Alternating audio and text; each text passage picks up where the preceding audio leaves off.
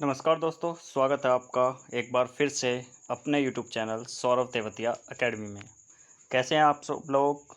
आशा करता हूँ अच्छे होंगे, मस्त होंगे और अपनी पढ़ाई ज़ोर शोर से कर रहे होंगे। तो कल आपके लिए सघोष और अघोष का ट्रीटमेंट हमने कर दिया था। आज हम आ गए हैं नेक्स्ट टॉपिक वर्णमाला का, जिसमें आपके स्पर्श, ऊष्म और अंतस्थ व्यंजन का उच्चारण विधि के अनुसार किया जाएगा कि ये कौन कौन से वर्ण इसमें आते हैं और किस तरीके से ये रखे गए हैं। स्पर्श व्यंजन कौन से हैं, ऊष्म व्यंजन कौन से हैं और अंतस्थ व्यंजन कौन से हैं। आइए शुरू करते हैं आज की क्लास को शुरू करने से पहले आपसे एक उम्मीद मैं ज़रूर करता हूँ कि आप वीडियो को लाइक, शेयर और चैनल को सब्सक्राइब करते चलेंगे। चलो देख लेते हैं। टॉपिक है हमारा स्पर्श, ऊष्म, अंतस्थ। उच्चारण है इनका विधि के अनुसार। स्पर्श व्यंजन कौन से होते हैं? आपके स्पर्श व्यंजन की संख्या जो होती है वो 25 होती है वर्णमाला के अंदर। कितने होते हैं?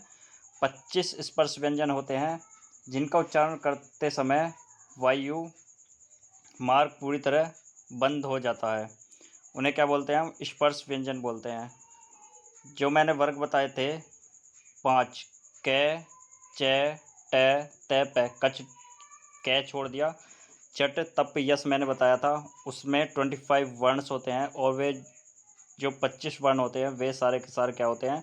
स्पर्श व्यंजन कहलाते हैं। कै से लेकर अणय तक, च से अणय तक, ट से अणय तक और त से न तक, पै से मै तक। इसमें 5-5 वर्ण होते हैं और ये सारे 25 के 25 वर्ण आपके उस स्पर्श व्यंजन कहलाते हैं। अब चलते हैं हम अंतस्थ व्यंजन की तरफ।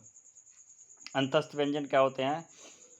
जिन स्वरों का व्यंजन दोनों का गुण होता है, जिनमें स्वर और व्यंजन दोनों का गुण होता है, दोनों श्रेणी में इनको यूज कर सकते हैं, उन्हें हम अंतस्थ व्यंजन कहते हैं। अंतस्थ व्यंजन 4 होते हैं, य, र, ल, व। इनका उच्चारण स्थान भी मैंने आपको बता दिया था ऊपर वर्णमाला में।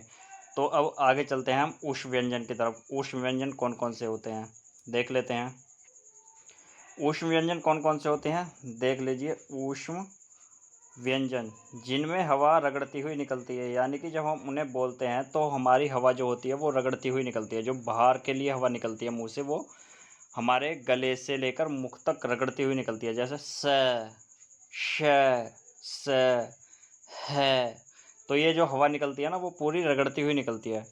तो इस तरह के जो व्यंजन हैं, जितने भी 4 व्यंजन इस श्रेणी में आते हैं, चारों व्यंजन क्या है? ये आपके ऊष्म व्यंजन है। ये आपको याद कर लेना है पूरी अच्छी तरीके से। तो नेक्स्ट आगे बढ़ते हैं। अब आ जाते हैं हमारे इसी श्रेणी में अगले संयुक्त व्यंजन, कंजक्ट कॉन्स्टेंस। ये 2 या 2 से अधिक व्यंजनों के मेल से बनते हैं, यानी कि ये जो वर्ण है इनमें 2 व्यंजन आपस में मिले होते हैं जब तीसरे वर्ण का निर्माण होता है। संयुक्त व्यंजन के घटक आपको बता दिए थे मैंने, 4 थे। छ क्षत्रिय, त त्रिशूल, ग ज्ञानी। 6 जो बनता है वो कै से बनता है। कै के नीचे ये हलंत लगने की वजह से ही सही होगा, अगर बिना हलंत का आपको दिखता है तो वो आपका गलत होगा। जैसे कि ऐसे भी आ जाता है ऑप्शन में, कै प्लस से, तो ये आपका गलत है, ये वाला सही है। तय त्रिशूल जो बनता है वो आपका तय प्लस रै से बनता है, ज्ञ ज्ञानी बनता है जय प्लस अणय से बनता है और से श्रमिक बनता है से और रै से। इनसे ए को निकाल दिया गया है अलग।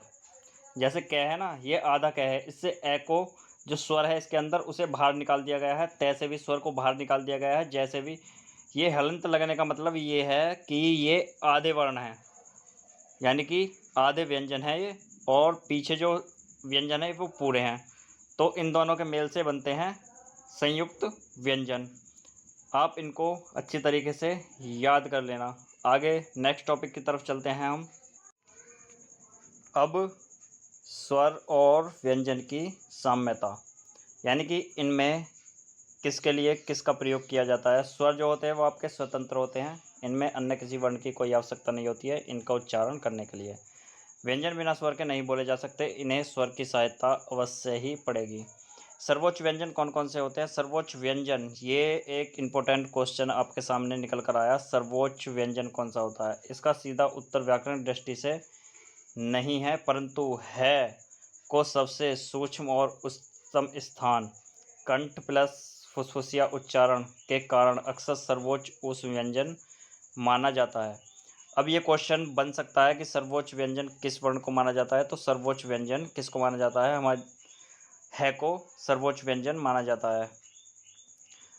इस क्वेश्चन को आप रीड अच्छे तरीके से याद कर लेना कि सर्वोच्च व्यंजन कौन सा है। सर्वोच्च व्यंजन होता है आपका है। अब आ जाते हैं नासिक्य ध्वनि वाले यानी कि अनुनासिक। नासिक्य ध्वनि वाले यानी कि अनुनासिक, जिनका उच्चारण नाक से होता है, जिनको बोलते टाइम ऐसा लगता है कि नाक से बोल रहा है। कभी कभी हम बोल देते थे ना, कोई बच्चा बोलता है कि नाक में क्यों बोल रहा है भाई, तो ऐसे वर्ण है जिन्हें हम नाक से बोलते हैं। प्रत्येक वर्ग का पंचम अक्षर, प्रत्येक वर्ग का पांचवा वर्ण जो होता है वो नासिक्य होता है। क्या होता है, नासिक्य या अनुनासिक। सिर्फ नाक की सहायता से बोले जाने वाला वर्ण अनुनासिक कहलाता है या नासिक्य ध्वनि कहलाती हैं। अब देख लेते हैं नाम, प्रतीक, स्थान और विशेषता उदाहरण। अब अनुस्वार, अनुनासिक, विसर्ग, इनमें क्या डिफरेंस होता है वो देख लेते हैं। अनुस्वार जो होते हैं, अनुस्वार में बिंदी लगती है, ये वाली बिंदी लगा देते हैं ना खाली, वो बिंदी लगती है अनुस्वार में। और अनुनासिक में लगता है आपका चंद्र बिंदु। क्या लगता है, चंद्र बिंदु। चंद्र बिंदु हमेशा याद रखना इस बात को, चंद्र बिंदु हमेशा स्वर के ऊपर लगता है। कहाँ पर लगता है, स्वर के ऊपर लगता है। और आपका ये जो है अनुस्वार, ये उस वर्ण पर लगता है जिसमें स्वर भी होगा और व्यंजन भी होगा, और खासकर स्वर पर, ए पर भी लगेगा, ये दोनों पर लगता है, स्वर और व्यंजन दोनों पर लगता है अनुस्वार।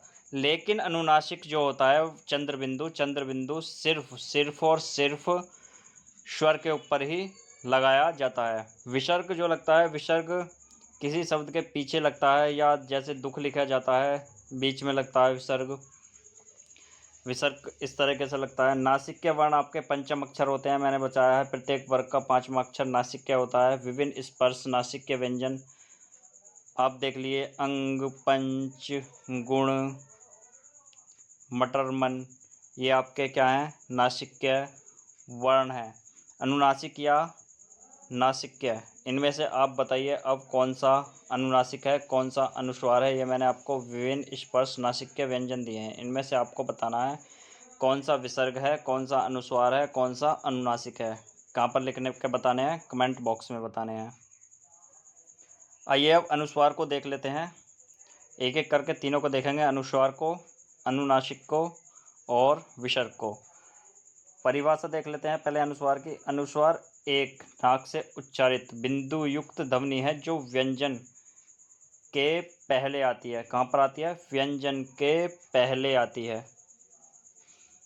प्रतीक है इसका बिंदी। उदाहरण आप देख लीजिए, व्यंजन के पहले आती है संगीत। ग आपका व्यंजन है, व्यंजन से पहले है अंश। स व्यंजन है, स से पहले है कंपन। प व्यंजन है, प से पहले है हंस। श व्यंजन है, स से पहले चढ़ी लगी है क्या, बिंदी। तो आप इसकी भी एक ट्रिक आपको मिल चुकी है कि जो भी बिंदी आएगी वो व्यंजन से पहले आएगी। अगर यहाँ है और ए होता, वैसे ये कुछ हुआ लिख लो, तो ये बिंदी अब यहाँ आ ही नहीं सकती क्योंकि यहाँ पर स्वर है। अगर यहाँ व्यंजन होता जैसे स, तो ये बिंदी यहाँ आ जाती। तो इस बात को विशेष ध्यान रखना है कि जो अनुस्वार की बिंदी लगती है वो व्यंजन से ठीक पहले लगती है। अब देख लेते हैं हम अनुनासिक के बारे में। अब देख लेते हैं अनुनासिक के बारे में। अनुनासिक का प्रतीक क्या होता है, चंद्र बिंदु होता है। परिभाषा आप देख लीजिए, अनुनासिक वह ध्वनि है जिसका मुख और नाक दोनों ध्वनि निकलती हैं। कहाँ से निकलती हैं, मुख और नाक दोनों से ध्वनि निकलती है। प्रतीक क्या है इसका, चंद्र बिंदु है। उदाहरण देख लीजिए, हाँ, मा, तावा, सांप। मैंने आपको बताया था जो भी चंद्र बिंदु लगता है वो कहाँ पर लगता है, किस पर लगता है, स्वर पर लगता है। कहाँ पर लगता है, स्वर के ऊपर लगता है। अब ये आपके सामने चार उदाहरण है। हाँ, आ क्या है, ये स्वर है। माँ, माँ के आ क्या है, स्वर है। ता क्या है, स्वर है। सा पीछे पे है ना, सांप क्या है, ये भी स्वर है। तो कहाँ पर लगेगा ये, स्वर के ऊपर लगेगा ये चंद्र बिंदु, ना कि व्यंजन के ऊपर। अब विशेषता देख लेती हैं, क्या होती हैं विशेषता इसके। ये स्वर पर लगाया जाता है, मैंने अभी आपको बता दिया था कि स्वर के ऊपर लगाया जाता है, पूर्णतः स्वर के साथ मिलकर उच्चारित होता है। क्या होता है, पूर्णतः स्वर के साथ मिलकर उच्चारित होता है। हिंदी कविता में लय और माधुर्य लाने के लिए इसका प्रयोग किया जाता है। क्यों प्रयोग किया जाता है ये भी आपको पता चल गया है। अगर क्वेश्चन आ जाता है कि अनुनासिक का प्रयोग हिंदी में किस लिए किया जाता है, इसका आंसर क्या होगा, हिंदी कविता में लय और माधुर्य लाने के लिए अनुनासिक का प्रयोग किया जाता है। तो अब अगले टॉपिक की तरफ चलते हैं हम। आज वर्णमाला को ख़त्म कर दिया जाएगा, फिर इसके बाद हम आपको इसके क्वेश्चन लगाएंगे, ठीक है। अब आ गए हैं हम विसर्ग। विसर्ग की परिभाषा देख लीजिए। विसर्ग को डिनोट करते हैं हम दो बिंदु से। विसर्ग की परिभाषा है, विसर्ग एक ऐसी ध्वनि है जिसमें है जैसी हल्की श्वास की ध्वनि निकलती है। जैसे कि हम बोलते हैं अतः, ए तय है, अतः। तो प्रतीक होता है इसका दो बिंदी। उदाहरण देख लिए, दुख, सह, दूषपन। विशेषता होती है संस्कृत में अधिक प्रयोग होता है। ये कहाँ पर ज़्यादा प्रयोग होता है, संस्कृत में ज़्यादा प्रयोग होता है, हिंदी में इसका प्रयोग कम होता है। विशेषतः संस्कृतनिष्ठ शब्दों में विसर्ग देखने को मिलता है। जहाँ पर भी संस्कृत के ज़्यादा शब्द का प्रयोग होगा वहाँ पर विसर्ग आपको देखने के लिए ज़्यादा मिलेगा। आपके लिए क्वेश्चन बन जाएगा कि विसर्ग सबसे ज़्यादा देखने के लिए कहाँ मिलता है, कहाँ पर मिलता है, संस्कृतनिष्ठ शब्दों में देखने के लिए ज़्यादा मिलता है। आगे चलते हैं क्लास को आगे बढ़ाते हुए। आज वर्णमाला ख़त्म करनी है, मतलब ये है हमारा। मैंने आपसे कहा था कि मुख्य विदेशी वर्णों के बारे में आपको बताया जाएगा, उनके हिंदी रूप, ध्वनि, हिंदी में प्रयोग, मूल भाषा और उदाहरण। जिनके नीचे नुक्ता लगा होता है वो कौन से होते हैं, अरबी या फारसी। जैसे खुदा, खरगोश, इनमें नुक्ता लगा होता है। जितने भी नुक्ते लगे होते हैं ना वो या तो अरबी के हैं या फारसी के हैं। जैसे आपका डैड है, डै, इनके नीचे, सबके नीचे नुक्ता लगाया हुआ है, तो ये कहाँ के हैं, भारतीय आधारित। ये तो हैं भारतीय आधारित। और ये जो है नीचे वाला नुक्ता भारतीय आधारित है, और इनके जो यहाँ पे नुक्ता लगता है ना, यहाँ पे जस्ट यहाँ, वो होते हैं आपके अरबी या फारसी शब्द। तो आपको पता चल गया होगा कि अरबी और फारसी की पहचान किस तरीके से करनी है। आप बिल्कुल भी गलती नहीं करोगे अरबी और फारसी और अपने हिंदी भाषा के भारतीय शब्दों, वर्णों को पहचानने के लिए। तो आगे चलते हैं। अब लास्ट में इसका जो निचोड़ निकलता है वो निकलता है श्रेणी, वर्ण, प्रकृति, उदाहरण, अयोगवाह, अनुनासिक और विसर्ग, सहायक, अंश, माँ, दुख। तीनों तरह के वर्ण आपको दिख रहे हैं। विदेशी वर्ण कै, ख, ज, फ, क, ये इस तरीके से बोले जाते हैं। यानी कि ऐसे नहीं बोला जाएगा ख, ये बोला जाएगा ख, ग बोला जाएगा ग। खिंचकर थोड़ा सा बोला जाता है क्योंकि इसमें नुक्ता लगा हुआ है। ये फारसी या अरबी के हैं और ध्वनि के अनुसार उधार लिए गए हैं। कहाँ से लिए गए हैं, विदेशी भाषा से उधार लिए गए हैं। तो आज की क्लास को अब यहीं समाप्त करते हैं। वर्णमाला आपकी कंप्लीट हो चुकी है। बाकी जो भी कुछ बचा होगा आपका किस में आ जाएगा, ऑब्जेक्टिव क्वेश्चंस में, जो कि कभी ना कभी किसी ना किसी एग्जाम में आए हुए होंगे। वो क्वेश्चन मैं आपको अब कराऊंगा। तो आपको क्लास कैसी लगी है, क्लास अच्छी लगी हो तो लाइक, शेयर और चैनल को सब्सक्राइब करेंगे। इसी के साथ आज की क्लास को यहीं पर करते हैं समाप्त। तो आप अपनी पढ़ाई ज़ोर शोर से करते रहिए।